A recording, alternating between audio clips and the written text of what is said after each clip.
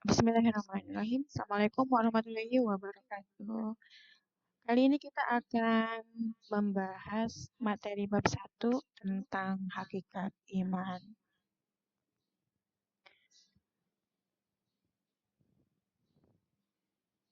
Di pertemuan sebelumnya ya, kita sudah masuk ke silabus, sudah membahas apa-apa saja materi-materi yang akan kita bahas di semester 1 ini. Kemudian untuk kali ini langsung kita masuk materi bab 1 yaitu hakikat iman. Kita mulai slide kita.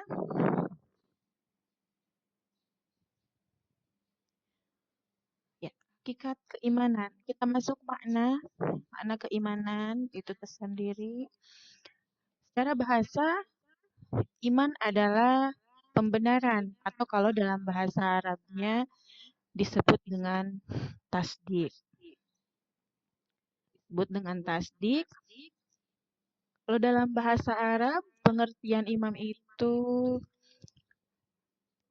at-tasdik bil qalbi wal iqrar bil lisan wal amalu bil arkan atau wal amalu bil jawari.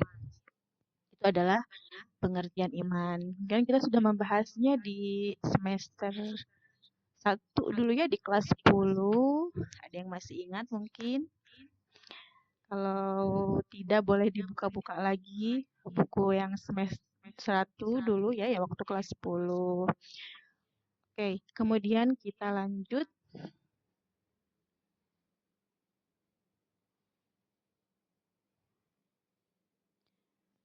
Ya, ini setelah tadi kita memahami bahwa yang namanya iman itu adalah pembenaran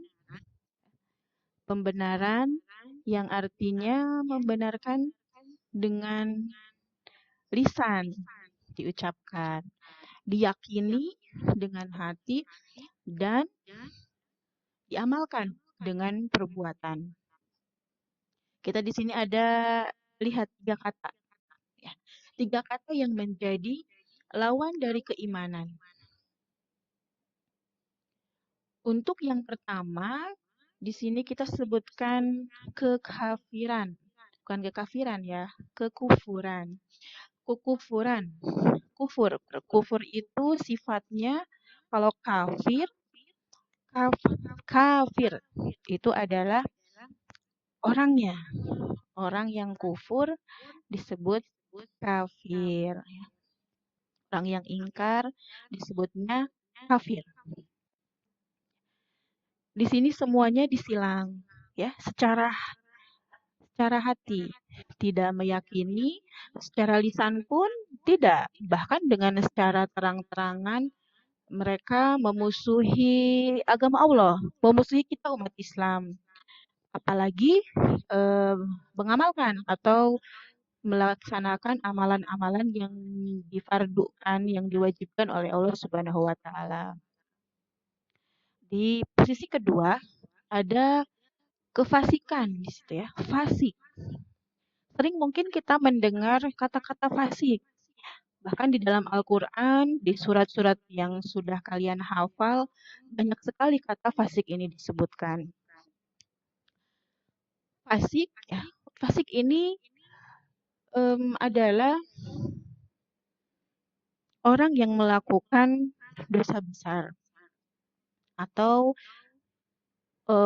bisa juga tidak dosa besar ya, bermaksiat, dosa-dosa kecil, tapi sering terus-menerus, bahkan tidak bertobat. Itu juga bisa disebut dengan fasik, ya, orang fasik. Posisi yang ketiga, di sini ada kemaksiatan. Kemaksiatan ini kalau dalam bahasa Arab banyak penyebutannya. Kita apa di sini? Ada sayyi'ah, ada khoti'ah, ada zanbun, ada ismun. Itu sama-sama. Artinya kalau sayyi'ah ya berbuat kesalahan, khoti'ah juga sama. Sayyi'ah keburukan, khoti'ah kesalahan, ada zanbun, ismun artinya adalah dosa. Itu untuk lawan dari kata iman.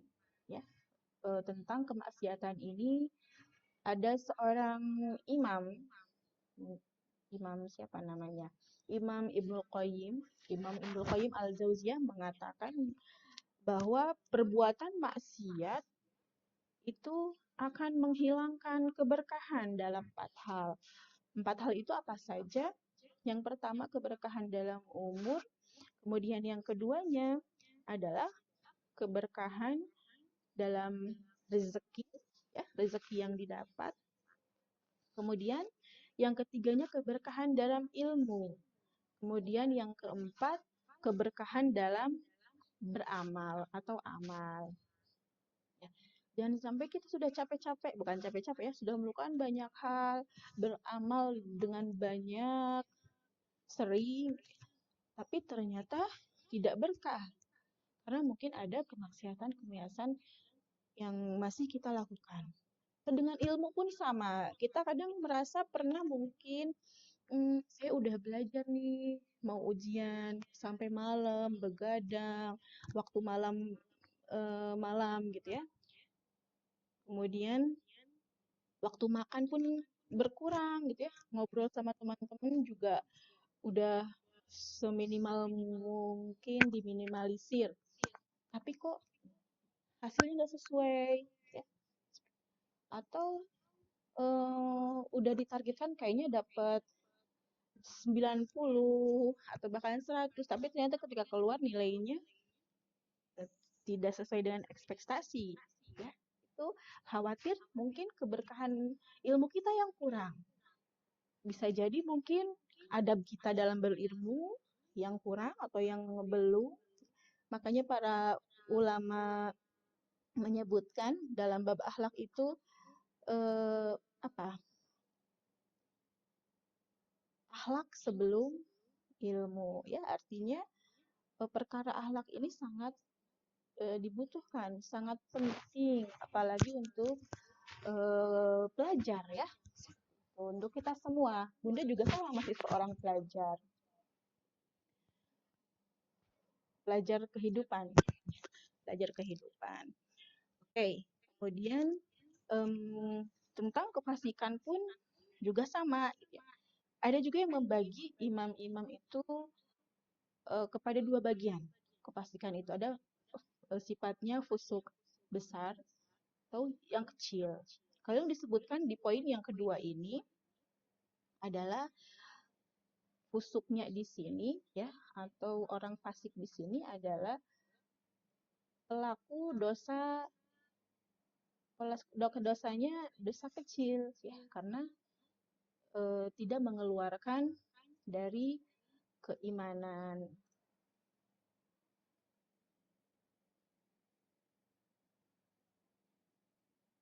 Nah, ini tidak mengeluarkan dari keimanan. Tapi kalau sifatnya tadi sudah masuk ke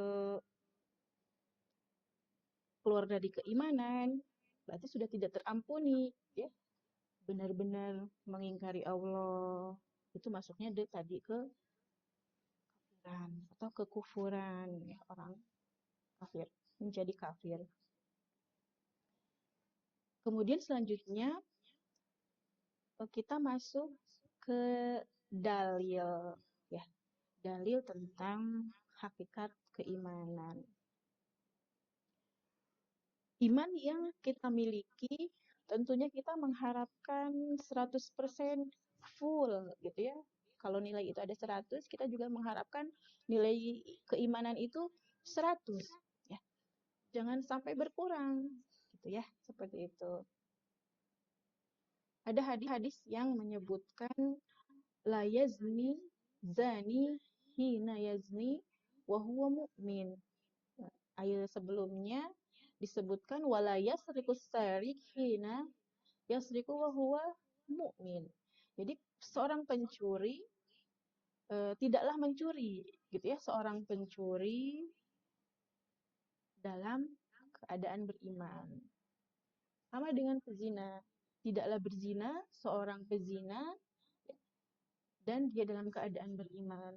Maksudnya, ketika dia tidak melakukan perbuatan-perbuatan tercela tadi, kemaksiatan tadi, keimanan dia berkurang ketika melakukan. Tetapi ketika tidak, ya, keimanannya telah muncul kembali.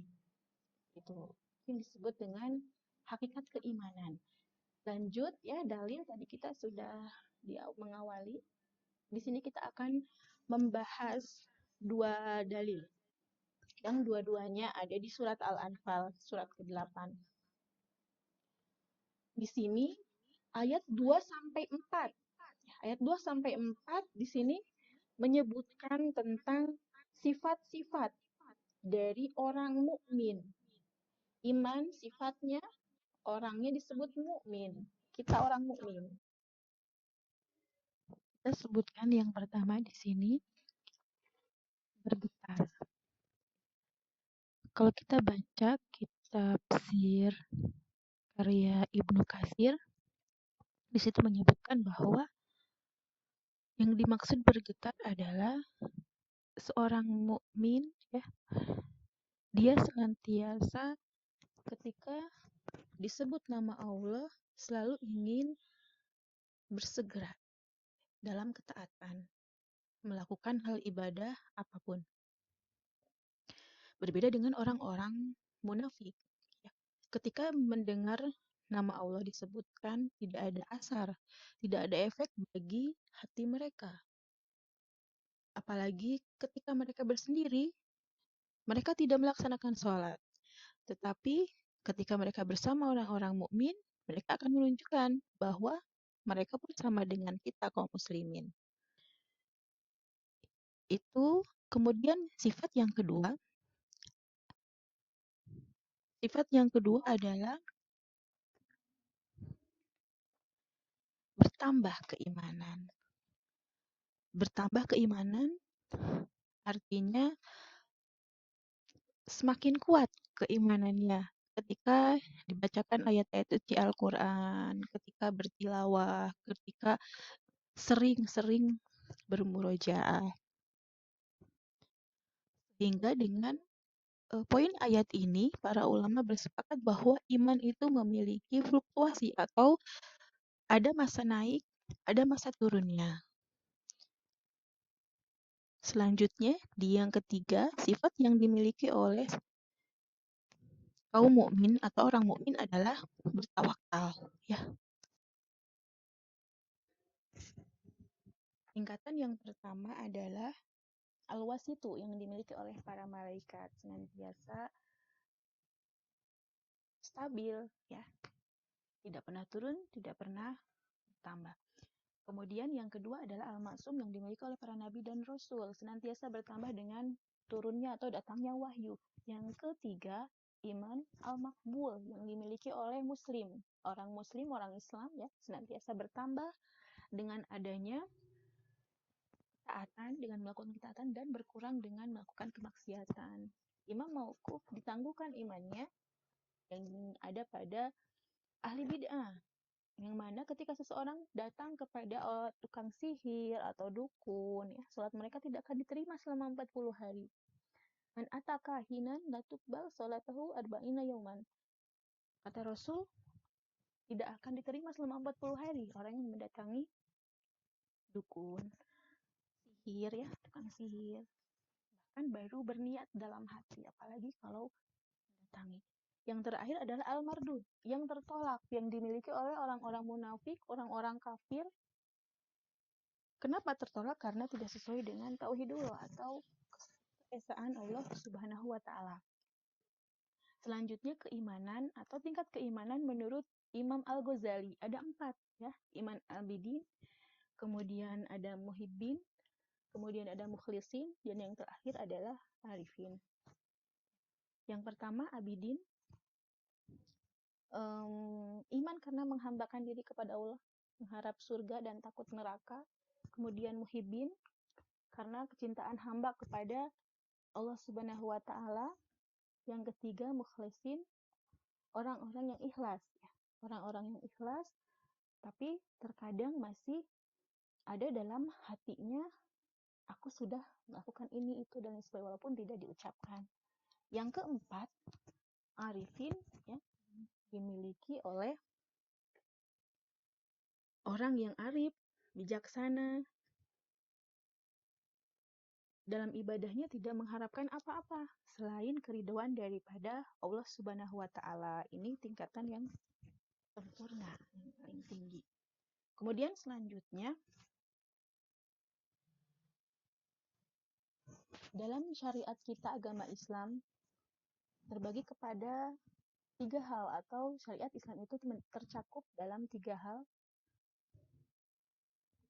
Ada akidah, fikih, kemudian akhlak. Fikih, akidah, akhlak. Kita masuk ke hubungan antara